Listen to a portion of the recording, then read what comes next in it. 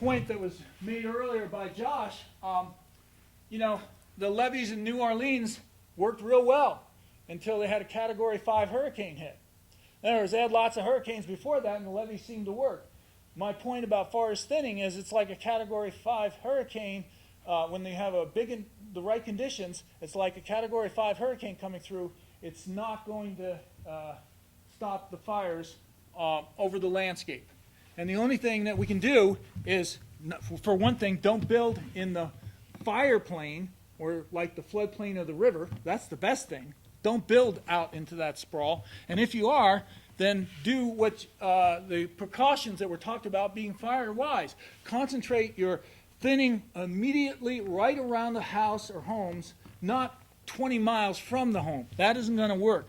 And then try to introduce prescribed burning to a degree possible around that. So don't build in the fire plain like this house is built in, with trees and forest all around it. But the one thing that's good about this house, you can see at least it has a metal roof. At least did that. And land use planning works. This is here in the Willamette Valley here in Oregon. And one of the good things about Oregon is statewide planning, and that helps to reduce the amount of building out into the hinterlands, very common in other states. It concentrates development close in, which is a lot easier to protect.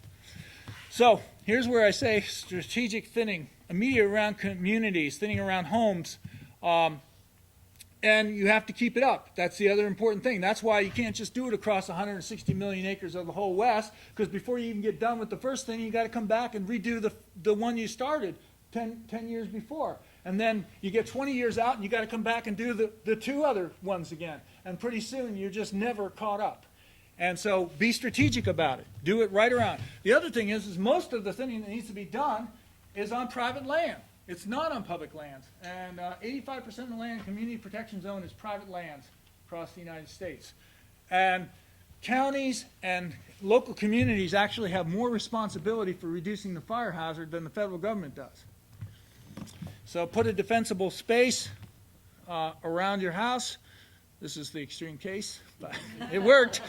All right. So I did a quick summary here. Global climate change will likely increase large fires, at least in some areas. Now, that's another, I read all sorts of stuff about climate change, and that's one of those other things that's hard to predict, because some places they might actually get more rain at the summer season, therefore reducing the drought, even though they might have less precipitation overall. So all these kinds of things can change over time. And so there's a generalization, though. The general feeling is that we're going to see increase in large fires. Big fires are unstoppable, climate-driven by drought, wind, low humidity, and warmer temperatures. Thinning often doesn't work to stop big fires, and that's the ones most people are concerned about. And sprawl is greatly adding to the cost of firefighting and risk to human life. By the way, you know, most firefighter deaths are trying to protect houses. So building houses in those woods, limbs, and stuff like that is putting the firefighters at great risk. And finally, long term, I think we have to need fires to create habitat for forest elves and other creatures that live out in the woods that depend on burned landscapes and burned logs for their habitat, such as these creatures here.